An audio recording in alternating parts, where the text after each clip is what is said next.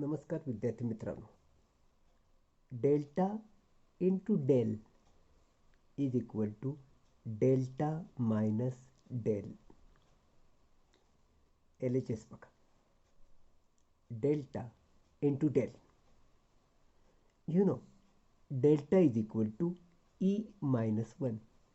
Del is equal to 1 minus E inverse. तर याच्याऐवजी E minus one, तर याच्याऐवजी 1 minus E inverse. मग ह्याला आपण ब्रॅकेट सोडवणार. E into one is E.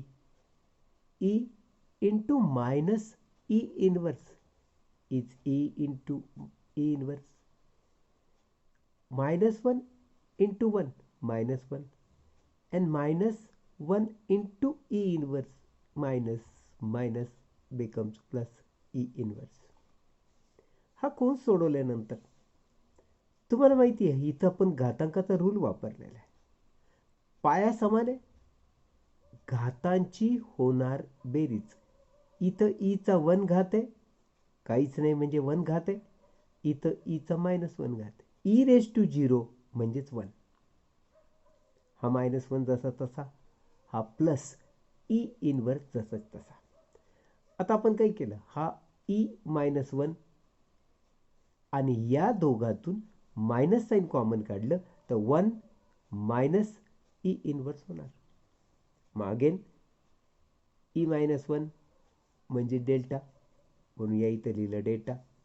हे minus sign 1 minus E inverse म्हणजे del. In short L H S is equal to R H S झाली. Delta into del is equal to delta minus del proved. दुसरं बघा. Prove that delta plus del is equal to delta upon del minus del upon delta. R H S बघ ही. Delta upon del minus del upon delta ही R H S आहे. आपण जर याला F X लावला तर काय होईल, delta upon del minus del upon delta. F X लावला, हा डेल्टा आहे ई मायनस 1, हा डेल आहे 1 मायनस ई इनवर्स. ह्यांच्या किमती इथं लिहिल्या आणि हा एफ एक्स जसाच्या तसा. हा ई मायनस 1 जसाच्या तसा आहे. हा जो ई इनवर्स आहे हा मी छेदात घेतो, म्हणजे हा 1, हे मायनस, याला लिहिणार मी 1 अपॉन ई. हे ई इनवर्स छेदात गेल्यानं तो घात पॉझिटिव्ह झाला. हे मायनस साईन, हा 1, हे मायनस साईन, आणि परत ह्या ई इनवर्सलाही हा जर आपण छेदात नेला तर तो काय होणार 1 अपॉन ई, आणि हा छेदातला ई मायनस 1 जसाच तसा इंटू एफ एक्स. म्हणजे हा ई मायनस 1 जसाच्या तसा या अंशात, ई इंटू 1 मायनस 1 या सगळ्याचा अपॉन ई, म्हणजे हा ई मायनस 1 अपॉन ई. हे मायनस साईन, परत याला पण E into 1 minus 1, E into 1 e minus 1 upon हा ई, आणि हा छेदातला ई मायनस 1 परत जसाच्या तसा. हा ई मायनस 1 आणि हा जो त्याला अपॉन आहे याला आपण इनव्हर्सली मल्टिप्लाय केलं तर ई जाईल वर आणि ई मायनस 1 राहील खाली. सिमिलर प्रोसिजर याची पण. हा ई मायनस 1 अपॉन ई जसाच्या तसा, आणि ह्याच्या छेदात काही नाही म्हणजे 1 आहे, म्हणून याला जर इनव्हर्सली मल्टिप्लाय लिहिलं तर 1 वर आणि हा ई मायनस 1 खाली. हा बाहेर एफ एक्स जसाच्या तसा. मग e minus 1 upon E F x बाहेर ठेवला. मग ई मायनस 1 अपॉन ई पैकी हा जो आहे हा परत वर नेला तर ई इन्व्हर्स होणार. बाहेर एफ एक्स जसा तसा आहे. मग ई म्हणजे 1 प्लस डेल्टा, हे मायनस साईन. ई इन्व्हर्स म्हणजे 1 मायनस डेल, हे सबस्टिट्यूशन आहेत, त्या किमती भरल्या. हा बाहेरचा एफेक्ट जसाच्या तसा. मग याने कंस सोडवतो. हा 1 प्लस डेल्टा मायनस 1 आणि मायनस मायनस प्लस डेल, हा बाहेर एफेक्ट जसाच तसा. मग काय घडतंय, प्लस 1 मायनस 1 कट, हा डेल्टा, हे प्लस, हा डेल आणि बाहेर एफेक्ट. मग आपण असं लिहितो की delta upon del minus del upon delta of F X is equal to हे एफ एक्स कट करून टाक, तर काय उरेल, delta upon del minus del upon delta is equal to delta plus del proved. Third proof. Prove that delta is equal to 1 upon delta square plus delta into root of 1 plus delta square upon 4. हे prove करायचं आपल्याला. आता आपल्याला relation माहिती आहेत, आपण मागं result पाहिलेत त्यांच्यामधले. तर हा 1/2 बाहेर.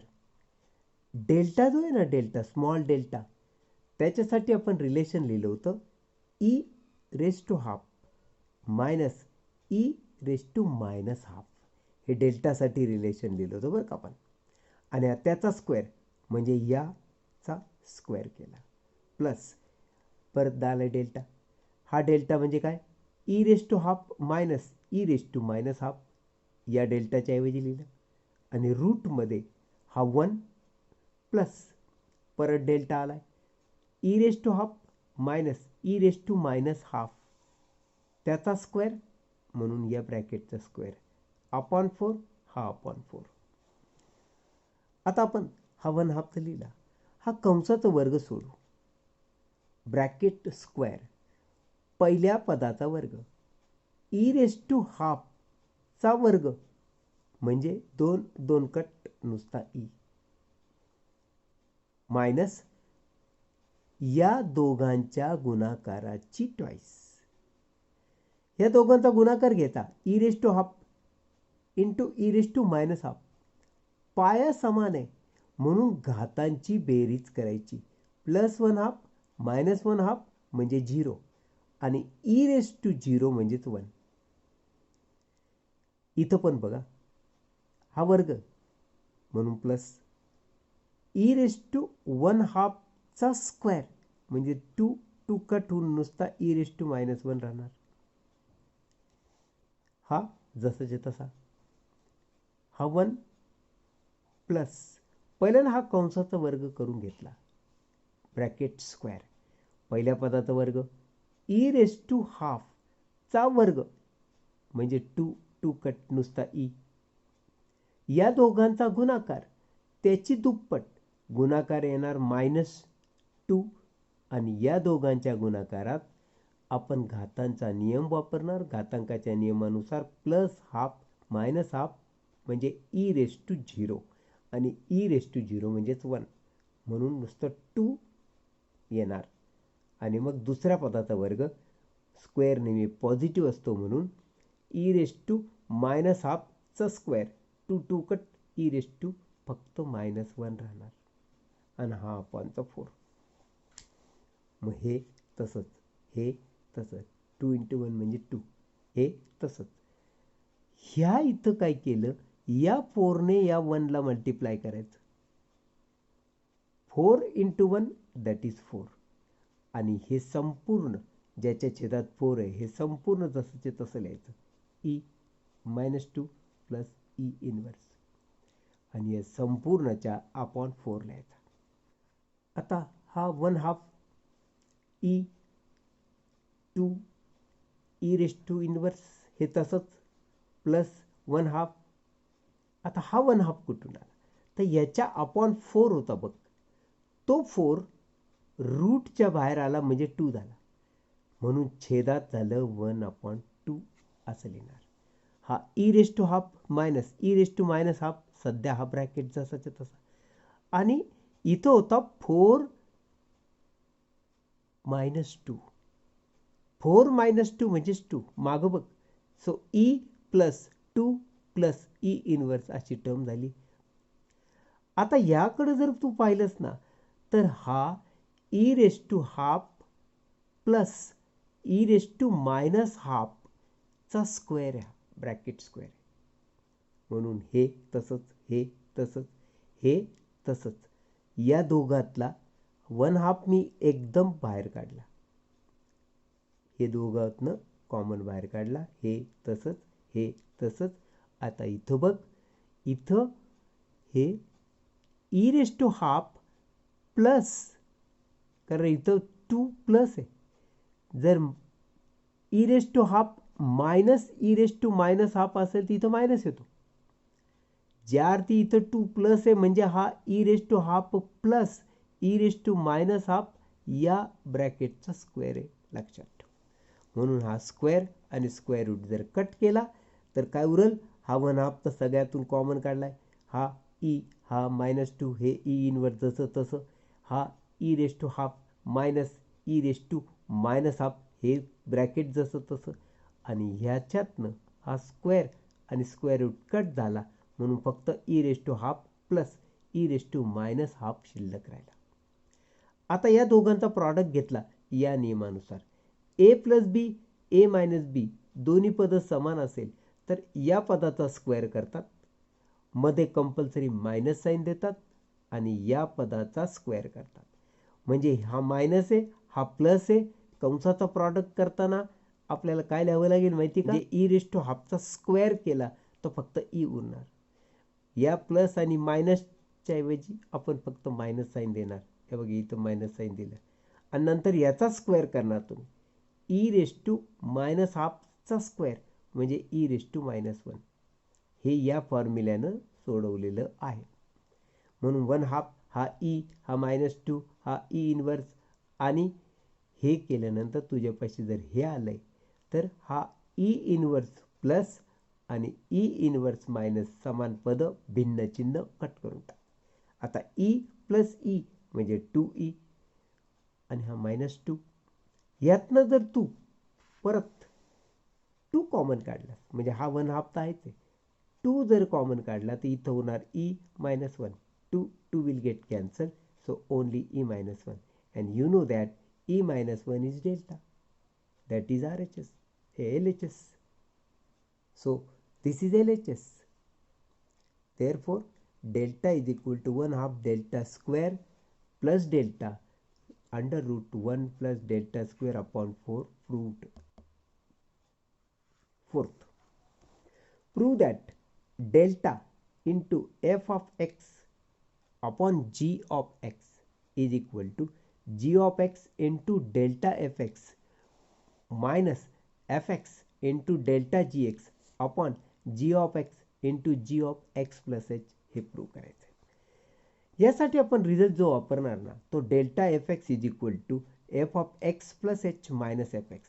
म्हणजे डेल्टा याला जो लावला ना या एक्स मध्ये एच ॲड करायचा, मायनस हे जसंचे तसं लिहायचं, हा रूल तुला वापरायचा आहे. आता इथं बघा, डेल्टा घडीभर हा एफ एक्स समज, पूर्ण हा एफ एक्स म्हणजे काय करायचं, या एक्स मध्ये एच ॲड करायचा ना, म्हणून इथं एच ॲड कर, इथं एच ॲड कर, हा संपूर्ण मध्ये एच ॲड केला तर delta F of X upon G of X ही टर्म होणार F of X plus H, म्हणजे इथं एच ॲड करायचा, इथं एच ॲड करायचा, G of X plus H minus हे जसंचे तसं लिहायचं. आता पुढं बघ, F of X plus H into G X minus F of X into G of X plus H अशी टर्म येणार, आणि upon G of X into G of X plus H असं येणार. ह्या न्यूमरेटरमध्ये जर आपण F of X into G of X add केला आणि लगेच सबट्रॅक्ट केला तर काय घडेल? F of X plus H into G X ही पहिली टर्म. हे बघ, हे सबट्रॅक्ट केलं आहे मी. F X G X subtract केलं आहे आणि लगेच ॲड पण केलं आहे एफ एक्स जी एक्स. आणि परत ही जी टर्म आहे हे बघ, ही जशीची तशी लिहिली, F of X G of X plus H, आणि या सगळ्याच्या upon G X into G of X plus H लिहिला. आता F of X plus H G of एक्सच्या शेजारी ही टर्म आहे. पहिल्यांदा ही लिहिली, नंतर ही लिहिली. फक्त ह्याच्यातून मी मायनस साईन कॉमन काढलं. या दोन पदातून मी जर मायनस साईन कॉमन काढलं तर हे मायनसवालं होणार प्लस आणि हे प्लसवालं होणार मायनस. आपण हे जी ऑफ एक्स आणि जी ऑफ एक्स प्लस एच जसेचे तसे. जी ऑफ एक्स मग काढून टाक, जी ऑफ एक्स कंसात उरला F of X plus H minus F X. ह्या दोन पदात काय कॉमन दिसतो तुला? F of X. मग एफ ऑफ एक्स कॉमन काढला तर हा उरला G of X plus H आणि इथं उरला जी एक्स मायनस. मग F of X plus H minus F X म्हणजे delta F X. G of X plus H minus G X म्हणजे डेल्टा जी एक्स. आपण हे जसं तसं. This is proved. Finally prove that delta log of F X is equal to log of 1 plus delta F X upon F X. बघा, ही L H S, delta log of F X, that is equal to, आपण ह्या डेल्टाच्या बाबतीत लिहित असतो बघ, या टर्ममध्ये एच ॲड करतो आणि हीच टर्म वजा करतो. हे डेल्टाचं एक्सपान्शन असतं. म्हणून काय झालं? Log of F of X plus H minus log of F X, हे डेल्टा लॉग ऑफ एफ एक्सचं एक्सपान्शन. मग लॉगचा नियम, वजाबाकी असेल तर भागाकार. Log of F of X plus H upon F x.